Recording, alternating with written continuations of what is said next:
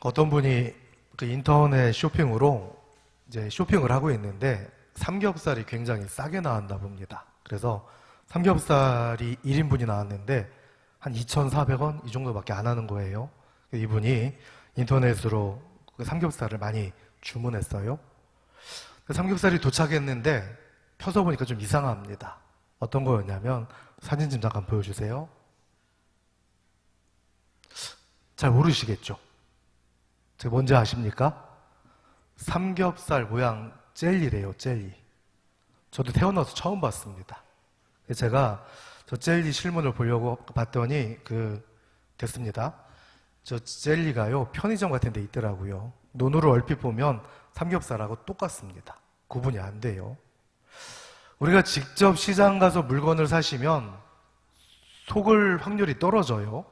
근데 인터넷으로 이렇게 주문을 하시면 사진에 따라 다르기 때문에 우리가 재질도 모르고요. 또 크기도 알 수 없기 때문에 잘못 살 수 있는 확률이 이제 있죠. 그만큼 사람들이 사기당할 수도 있는 거예요. 어떤 면에서는 우리가 한 번뿐인 인생을 살아가는데 누구랑 비교할 수 없잖아요. 우리가 한 번뿐인 인생이기 때문에 저도 아빠가 처음 돼봤고 저도 결혼을 처음 해봤고 또 저도 이제 나중에 할아버지가 또 처음 되겠죠. 그런 시간들이 누구에게나 처음씩 다가옵니다. 그래서 사람들은 누군가에게 배워야 돼요. 제일 처음 누구에게 배웁니까? 누구한테 배우죠? 부모님에게 배워요. 그 다음에 친구, 동료, 사랑을 나눌 수 있는 사람들, 전문가들, 많은 사람들의 도움을 주고받습니다. 그러나 가장 중요한 건 누구한테 도움을 받아야 되냐면 하나님께 받아야 됩니다. 할렐루야. 우리가 정말 지혜의 근본 되신 하나님께서 가르쳐 주지 않으시면 최고의 학문으로 공부할 수 있고요.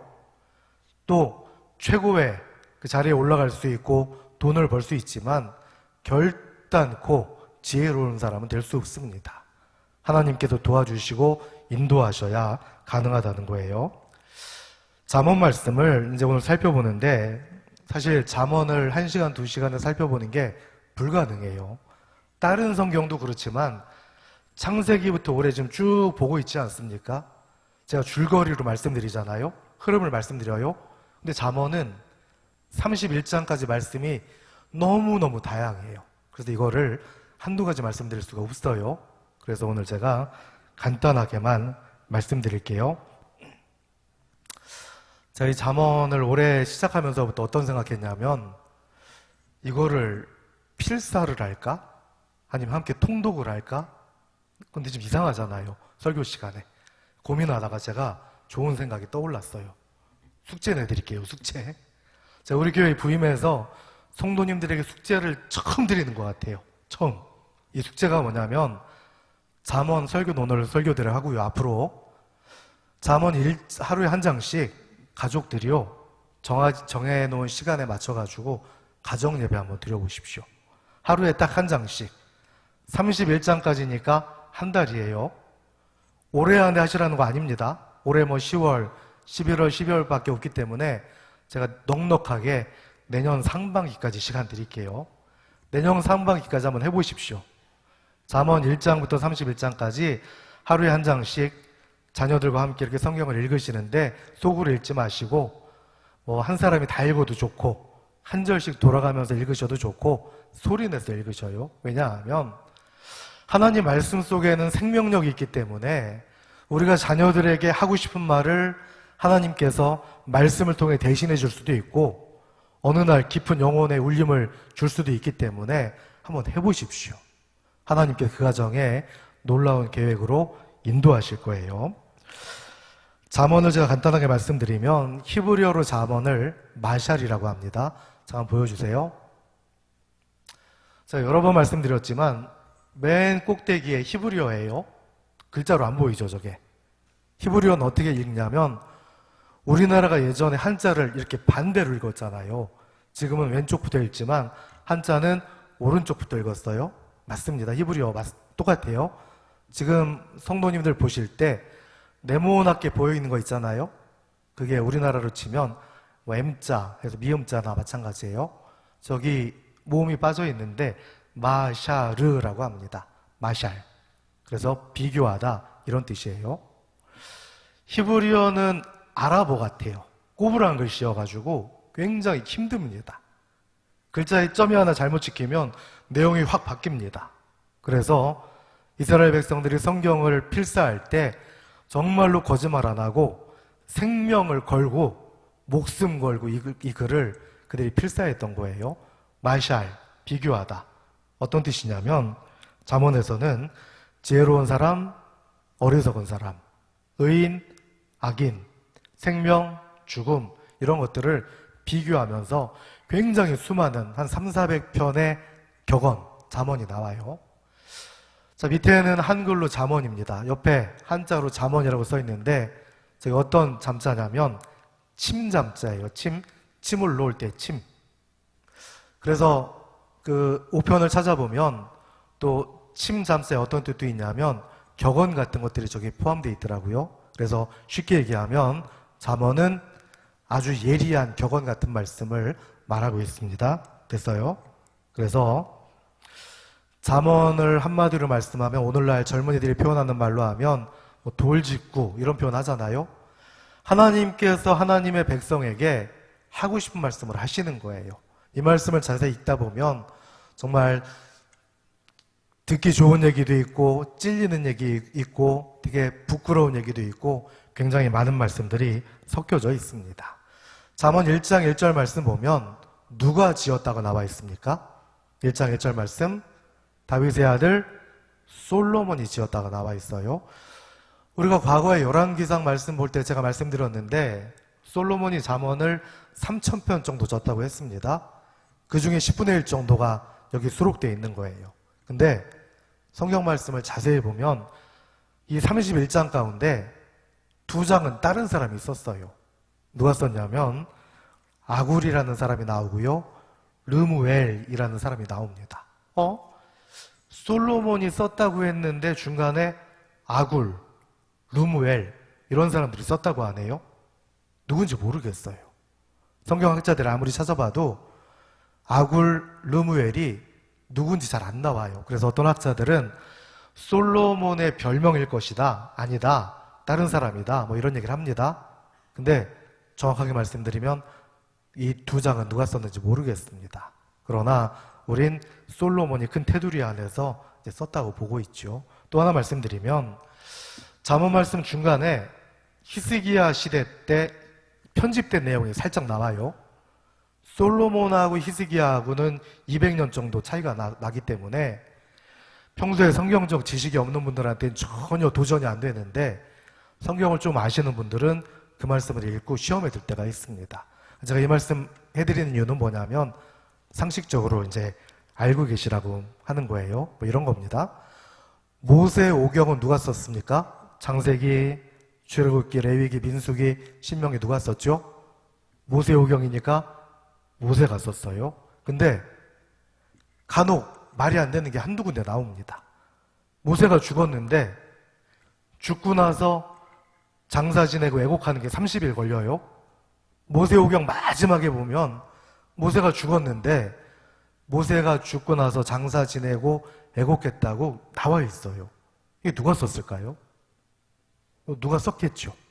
근데 뭐 신천지라든가 흔히 말하는 이단 것들은 이런 것들 하나하나를 이제 하나씩 찾아가지고 신앙인들에게 현혹하고 시비 걸고 서로 논쟁하게 해서 성경의 권위를 흔들어요. 제가 오늘 다 말씀드리는 이유는 절대 흔들리지 마시라는 겁니다. 시편은 누가 썼습니까? 다윗이 썼죠. 제가 지난주에 말씀드렸어요. 다윗이 쓴 거로 확인된 게 절반, 3분의 1은 작자 미상. 그러니까 시편도 주로 다윗이 많이 썼지만 150편을 다 쓴 게 아니고요. 잠언도 솔로몬이 주로 많이 했지만 31편 전편을 다 쓴 게 아닙니다. 약간의 저자들이 약간 차이가 있다는 거 아시기 바랍니다. 사족으로 한 가지 더 말씀드리면 몇 해 전인가요? 혹시 들어보셨어요? 갸론 유다가 썼다는 복음서 들어보신 적 있습니까? 유다복음이라고? 제 기억은 안 나는데 몇 해 전에 이 서점에서 이 유다복음이 쫙 나와가지고 막 빅히트했던 적이 있습니다. 그럼 어떤 얘기냐면 갸론 유다가 썼대요. 갸론 유다 관점에서 뭐라고 썼냐면 자기가 예수님을 판 게 아니랍니다. 그 책 보면 원래 예수님하고 자기하고 미리 서로 합의 본 거예요. 다른 제자들에게는 안 알려주고 예수님께서 특별히 갸론 유다에게 그 비밀의 계시의 말씀을 하시고 다른 제자들은 알려줄 거 없다. 너랑 나랑 짜고 내가 이렇게 해야 되니까 네가 날 팔아야 돼. 그렇게 했다는 거예요. 그래서 그 복음이 써 있습니다. 정통 교회에서 이 내용을 알았을까요? 몰랐을까요? 알았죠. 몇천 년 동안 알고 있었죠. 2세기에 쓰여진 글이거든요. 근데 왜 갸론 유다가 쓴 유다 복음이 이 복음서에 안 들어와 있는지 아십니까? 우리가 알고 있기로는 마태마가 누가 요한복음만 있는 걸로 알고 계신데 그렇지 않아요. 제자들이 쓴 복음서가 꽤 많아요. 근데 초대교회 성도님들이 모여가지고 성경을 정하는데 작자가 정확하지 않은 것들 뺐습니다. 또 말도 안 되는 내용들이 있어요. 예를 들어서 유다복음서 같은 경우는 예수님의 십자가 사건이 다른 것들은 거의 비슷한 관점으로 쓰여져 있는데 갸론 유다가 쓴 유다복음은 전혀 얼토당토하는 내용으로 쓰여 있습니다. 이런 것들은 뺐어요. 또 하나는 유다가 썼다는 유다복음은 2세기에 영지주의자들 이런 사람들이 몰래 가짜로 썼다는 얘기가 있을 정도로 출처가 분명하지 않아요. 그래서 성경에는 출처가 분명하지 않은 수많은 글들은 다 누락시켰어요. 근데 틀림없는 건 이단들, 믿음이 없는 사람들을 흔들고 싶은 사람들은 말도 안 되는 걸 가지고 와가지고 사람을 흔든다니까요. 그래서 우리는 그런 것들에 연연해서는 이제 안 된다는 거예요. 나중에 또 말씀드릴 텐데 상식적으로 하나만 더 말씀드릴게요. 태초에 하나님께서 천지를 창조하시고 다 허락하시고 딱 두 개를 못 먹게 했죠. 뭐였죠? 선악을 알게 하는 나무, 생명나무예요. 자, 우리가 선악과가 뭔지 모릅니다. 근데 서구 유럽에서는 선악과를 뭐라고 생각해요? 사과로 생각하죠. 그래서 아담과 하와인데 아담과 이브라고 표현하고 사과로 표현합니다. 유대인들은 선악과를 뭐라고 생각하는지 아세요? 자, 사진 좀 보여주십시오. 유대인들은 선악과를 저게 뭐예요? 왜 무화과라고 생각할까요?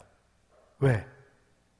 유대인들이 무화과를 선악과라고 생각하는 그럴듯한 이유가 있어요.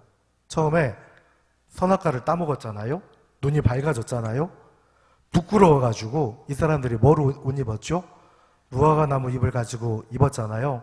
유대인들은 선악과를 따먹고 나서 눈이 밝아졌는데 굳이 다른 나무의 잎을 가져다 옷을 만들었겠냐? 그 나무일 것이다. 이렇게 얘기하기도 합니다. 또 하나. 그 다음이요. 요거는 쥐엄나무라는 열매입니다. 많이 들어보셨죠? 탕자가 아버지를 떠나서 호랑방탕하다가 돼지가 먹는 열매라는 거, 저 크기가 콩처럼 보이시지만 이렇게 팔뚝만 해요. 제가 작년에 갔을 때 직접 봤습니다. 그 다음 쥐엄나무가 이렇게 시간이 지나면 갈색으로 저렇게 열리게 됐습니다. 저걸 지금 유대인들도 먹기는 먹어요. 근데 맛이 없답니다.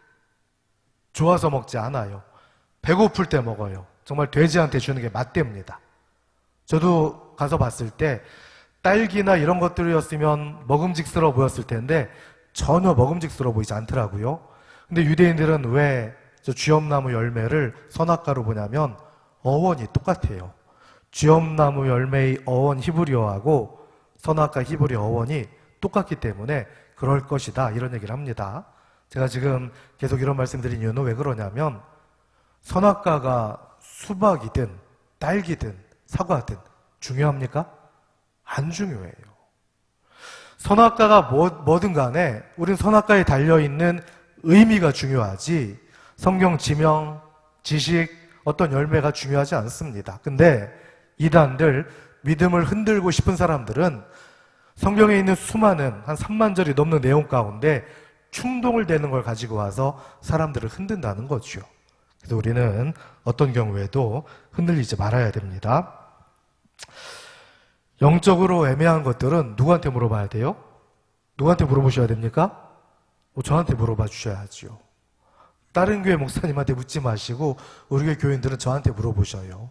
아프시면 병원 가셔야 되고요. 어디 장에 가시려면 시장 같은 데 가셔야 되죠. 우리가 인터넷으로 검색하는 건 한계가 있습니다. 세상에 감기 걸리신 분들이 인터넷 검색해서 마늘에다가 대추에다 이렇게 끓여 드실 수 있는데 뇌수술 앞둔 분이 인터넷 검색을 해가지고 아유 이거 먹으니까 좋대더라 이렇게 하면 됩니까? 큰일 나요. 생명에 걸려있기 때문에 안 된다는 거죠. 잠언 말씀 우리가 날마다 읽고 묵상해야 되는 게 왜 그러냐면 너무 쉬운 말씀입니다. 뻔한 말씀이에요. 근데 이 쉽고 뻔한 말씀들이 삶에서 살아나지 않으면 영향력을 행사할 수 없기 때문에 훈련이 돼야 됩니다.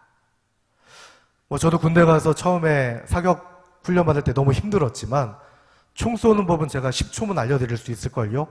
그리고 여기 계신 분들 운전하는 법도 제가 1분이면 알려드릴 수 있어요. 근데 아무리 저한테 100번, 1000번 설명을 들어도 소용없습니다. 직접 총을 쏴보셔야 되고 운전을 해보셔야 돼요. 잠언 말씀을 줄줄이 외우셔도 의미가 없어요. 이 말씀을 알고 계시다가 정말 인생의 중요한 순간에 이 말씀이 우리의 인생을 바꿔야 됩니다. 저 같은 경우는 잠언 16장 9절 말씀이 제 인생을 바꾼 말씀이에요. 잠언 16장 9절 사람이 마음으로 자기의 길을 계획할지라도 그 걸음을 인도하시는 자는 여호와 하나님이시란 말씀입니다. 제가 다 설명할 수는 없지만 제 인생에서 정말 중요할 때 많은 것들을 포기해야 될 때 이 포기하기는 아깝고 어떻게 하지? 이런 결정들을 할 때 정말 거짓말처럼 찬양하고 기도하는데 이 말씀이 딱 떠올라요. 그러니까 하나님의 응답인가? 이 말씀을 붙들고 한 주, 두 주, 한 달, 두 달 기도해 보니까 확실해지는 거죠. 사람들에게 하나님께서 시시때때로 다르게 역사하시는데 그건 누가 대신해 줄 수 없습니다. 그래서 우리는 하나님 말씀을 가까이 해야 되고요. 특별히 이 잠언 말씀을 가족들이 함께 묵상하면 참 좋다는 거죠. 잠언의 주제가 얼마나 다양하냐면 제가 몇 가지만 말씀드릴게요. 제가 찾아보니까 미련한 자의 말로, 효도 문제, 결혼 문제, 부부간의 관계, 다툼, 말조심, 속임수, 보복, 부부의 사랑, 보증 문제, 악한 물이 어울린 대가 이런 것들이 많이 나와요. 오늘날로 얘기하면 마치 신문 사회면에 나올 법한 일상의 내용들이 어마어마하게 많이 나옵니다. 근데 여기에는 공통점으로 필요한 게 있대요. 참된 지혜가 필요하대요. 근데 그 지혜는 공부해서 얻을 수가 없다는 겁니다. 경험으로도 안 된대요. 그 지혜는 어떻게 얻어야 됩니까? 하나님께 구해야 된다고 해요. 자, 7절 말씀, 1장 7절 말씀 다 같이 한번 볼게요. 다 같이요. 자, 시작. 여호와를 경외하는 것이 지혜의 근본이거늘 미련한 자는 지혜와 훈계를 멸시하느니라. 아멘. 맞아요. 지혜의 근본은 여호와를 경외하는 겁니다. 할렐루야. 우리가 하나님을 경외하고 하나님 앞에 모든 걸 인정하고 나아갈 때 그럴 때 우리가 어떻게 교만할 수가 있겠어요? 우리가 하나님의 일하심을 인정할 때부터 우리의 모든 일들이 시작되는 거예요. 제가 늘 말씀드리지만 참 신앙적으로 든든히 세워져 있는 사람은 좀 손해보더라도 걱정할 필요가 없어요. 하나님이 책임져 주시니까. 정말 진짜 신앙인이요. 만약에 사업하는 분들이 진짜 신앙인이 저울을 속이겠습니까? 아니겠죠. 가짜 상인들은 얼마든지 속이겠죠. 진짜 신앙을 가진 학자가 논문을 조작해가지고 세계적인 과학자가 되고 싶을까요? 가짜 신앙인들은 그런 유혹을 수도 없이 받을 거고 우리가 몰라서 그렇지 굉장히 많을 겁니다. 근데 진짜 신앙인은 그래서는 안 되지 않습니까? 세상에서 가장 뛰어난 두뇌를 가졌다고 하는 법률가들, 사실 이제 변호사들 같은 경우는 자기한테 이렇게 의뢰한 사람의 승리를 위해서 이 사람이 나쁜 사람인 거 뻔히 알면서도 자기 능력을 총동원해가지고 변호해 주잖아요. 이 사람이 감옥에 들어가야 마땅한 사람인데 이 사람이 주는 수임료, 그 돈 때문에 거짓말도 하고 재판장도 속이고 또 논리를 대면서 이 사람을 구원해내지 않습니까? 이게 세상의 학문이라는 거예요. 근데 진짜 신앙인들은 뭐 그렇게까지 할 필요는 없다는 거죠. 제가 궁금해가지고 이번 21대 국회의원들, 종교인들 숫자를 조사해봤습니다. 300명 국회의원 중에 우리 기독교인이 제일 많더라고요. 몇 명 정도 될 것 같습니까? 대략? 근데 이거는 정확한 통계는 아니에요. 왜냐하면 국회의원들에게 물어봐서 이렇게 받은 거기 때문에 세례 교인까지는 아니고 자기가 그냥 뭐 교회 다닌다고 얘기한 사람 포함된 겁니다. 125명. 많죠. 40%예요. 천주교 다니는 분들 79명. 그것도 적지 않아요. 불교 50명. 합해봤더니 84%가 기독교, 불교, 천주교더라고요. 물론 그 중엔 어떤 한 분은 뭐 제가 이름은 댈 수 없지만 종교 3개 다 된 분도 있더라고요. 어떤 의원은 나는 기독교인도 되고 천주교인도 되고 불교도인도 되고 기준은 명확하지 않아요. 근데 어쨌든 300명의 국회의원 중에 종교인들이 굉장히 많은데 자기의 참된 믿음을 가지고 종교적 양심을 가지고 국정을 한다면 정말 말도 안 되는 일이 일어나지 않겠죠. 근데 당리당략을 위해서 자기 이익을 위해서 침묵하고 못 본 척하고 또 묻어주고 그러다 보니까 문제가 생기는 거 아닙니까? 사랑하는 성도 여러분, 신앙인들은 세상 기준으로는 반드시 손해볼 수밖에 없습니다. 시간도 뺏기고요. 물질도 우리 계획과는 다르게 나갈 수 있고요. 상대방이 이용하기도 합니다. 세상적으로는 우리가 손해볼 수 있지만 틀림없는 건 하나님께서 칭찬하시고 채워주시기 때문에 우리에게 미래가 더 기대된다는 거예요. 자, 솔로몬이 왕이 됐을 때 다 아시는 것처럼 하나님 앞에 뭘 구했습니까? 지혜를 구했잖아요. 우리가 잘 잊으시는데 하나님이 솔로몬의 꿈에 나타나셔가지고 지혜를 주시기 전에 솔로몬이 했던 게 있습니다. 1,000번제를 드렸죠. 1,000번제 드린 것도 있지만 그 전에 했던 게 있어요. 솔로몬이 뭘 했냐면 3년 넘는 세월 동안 하나님 앞에 계속 간구하고 기도하는 거예요. 3년 넘는 시간 동안 그 어린 소년 솔로몬이 우리 자기가 왕된 이스라엘을 크게 만들고 싶다 이런 것이 아니라 하나님께서 맡겨주신 나라를 잘 이끌고 싶기 때문에 아버지 다윗은 죽었죠. 아버지가 남겨놓으신 대신들도 있지만 인간이기 때문에 한계가 있잖아요. 그래서 지혜의 근원 대신 하나님에게 3년 넘게 매달리다 보니까 하나님이 응답하셨어요.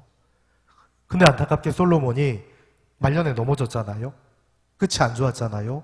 성경에 뭐라고 나와 있냐면 솔로몬의 왕비들, 이방인 여인들입니다. 왕의 마음을 계속 돌이켰다고 나와 있습니다. 뭐라고요? 왕의 마음을 계속 돌이켰다고요. 이방 여인이 솔로몬에게 와서 얘기했을 때 솔로몬이 바보가 아닌 이상 어떻게 한 번에 넘어가겠어요? 아니죠. 안 들었겠죠. 근데 2번, 10번, 100번 듣다 보니까 솔로몬이 타종교를 가지고 있는 이방 여인인 거 뻔히 알면서도 귀가 열어지고 마음이 가고 그의 뜻대로 하다 보니까 어느 순간 참된 믿음의 그런 사람이었던 솔로몬이 안타깝게도 말년에 넘어지는 걸 볼 수 있습니다. 사랑하는 성도 여러분, 우리가 하나님께 말씀 묵상도 하고 기도도 하고 찬양도 하고 여러 가지 방법으로 우리의 모든 방법으로 다가가는데 핵심은 딱 하나예요. 하나님을 통해서 지혜의 근원 되신 하나님을 통해서 우리가 하나님 뜻대로 사는 겁니다. 할렐루야. 저와 성도님들의 삶은 현장에 다 똑같지 않습니다. 뭐 직업도 다르고 생각도 다르고 형편이 달라요. 저는 아들 둘만 있어가지고 딸 있는 집이 너무 부럽고 반대로 딸만 가지신 분들은 아들 있는 집이 또 부러울 수도 있겠죠. 집집마다 상황이 다르고 재능이 달라요. 근데 그럼에도 불구하고 우리가 이 모든 것들을 우리가 원하는 대로 사는 것이 아니라 하나님께서 인도하시는 대로 살기 위해서 순종할 수 있는 믿음이 있다면 하나님은 그 사람을 반드시 기억하십니다. 할렐루야. 마지막으로 하나만 제가 여쭤볼게요. 제가 아까 숙제를 처음 내드렸죠. 우리 교회 부임한 지 6년 만에 처음 숙제 내드렸는데, 이제 우리 90 넘으신 어르신은 제가 숙제 면제해 드릴게요. 죽어도 나는, 목사님이 내준 숙제는 목에 칼이 들어와도 안 하겠다고 하시는 분 손 들어주세요. 무슨 일이 있어도 이 숙제를 천국 갈 때까지 안 할 거야, 이런 분들 계십니까? 안 계시죠? 한번 집에 가서 한번 가정예배 드려보셔요. 1일부터 31일까지 연속으로 안 하셔도 됩니다. 일주일에 2번 하셔도 돼요. 중요한 건 율법적으로 100일, 200일 채우는 게 아니라 첫 시도해 보는 게 참 중요해요. 아무것도 아닌 것 같은데 집에서 가정예배 드리는 가정도 있고 안 드리는 가정도 있습니다. 아무것도 아닌 것 같지만 한번 해보셔요. 틀림없습니다. 처음에 어색해서 너무 미치실 거예요. 하나다가 딱 하시면 남편 얼굴 보는 것도 좀 그렇고 막 쑥스럽고 자녀들도 그렇고 왜 이런 걸 해야 돼? 이런 마음이 틀림없이 드십니다. 근데 1장부터 31장까지 어쨌든 마무리 해보셔요. 어떻게 될지 전 모르지만 하나님께서 그 틈을 통해 역사하시면 정말 놀라운 일이 생길걸요. 부모 자녀 간에 막혀있던 담도 풀어지고 대화의 물꼬도 틀어지고요. 남편과 아내 사이에 항상 좋을 수는 없지 않습니까? 서로 오해했던 것도 있지만 이런 말씀을 통해서 풀린다니까요. 사랑하는 성도 여러분, 제가 굳이 내년 상반기로 숙제를 내드린 이유가 뭐냐면 올해 말씀을 쭉 시작하면서 지금 스케줄을 보니까 아마 내년이면 신약까지 끝날 것 같아요. 내년이면. 아마 내년 상반기면 구약이 끝나고 사복음서가 끝날 것 같습니다. 사복음서가 끝나고 나서 나머지 신약은 바울서신이기 때문에 다시금 정리해서 할 건데, 우리가 하나님 말씀을 지금 매주마다 퀴즈를 내지 않습니까? 퀴즈 내는 게 어려워요, 쉬워요? 어려워요. 죄송한 표현인데 가급적 쉽게 내드리려고, 어렵지 않게 내드리려고 문제를 내는 게 어려워요. 근데 이렇게 해드리는 이유는 올해 우리가 하나님 말씀 앞에 경외함으로 나아가면서 성경도 읽으시고 말씀도 쭉 순서대로 들으시면서 이런 작은 노력들이 하나씩 하나씩 더해지면 우리가 정말 코로나 위기 때문에 너무 힘들지 않습니까? 그러나 가정 예배만 회복돼도 우리 인생에 정말 놀라운 변화가 생길 거예요. 할렐루야. 숙제 하실 거죠? 내년 상반기 때 제가 숙제 검사 할 겁니다. 진짜 할 거예요. 모든 가정이 율법적 가정예배 드리는 거 아닙니다. 집에서 1시간 드리라는 것도 아니에요. 가정예배 짧게 드리면 5분이면 됩니다. 10분이어도 충분해요. 새벽에 드리셔도 좋고 밤에 드리셔도 돼요. 중요하지 않아요. 시간 가능하실 때 시간을 정해서 기도하시면 아마 자녀들도 그럴걸요. 우리 엄마 아빠랑 같이 기도하고 예배하는 게 쑥스럽지만 얼마나 귀한지 나중에 알걸요. 우리 목사들인 제 아들들은 어떨까요? 가정예배 드릴 때 좋아할까요? 아니에요. 똑같아요. 가정예배 드린다고 하면 아이들은 몸을 비틀어요. 근데 제가 장담하는 건 먼 훗날 제가 인생을 먼저 떠날 거 아닙니까? 이 녀석들이 클 거 아닙니까? 먼 훗날 자녀들에게 공부해라, 예수님 잘 믿어라, 성경 읽어라, 기도해라, 이런 100번 1000번의 말보다 그런 행동 한 번이 중요합니다. 그런 삶이 되실 수 있기를 축원합니다. 기도할게요.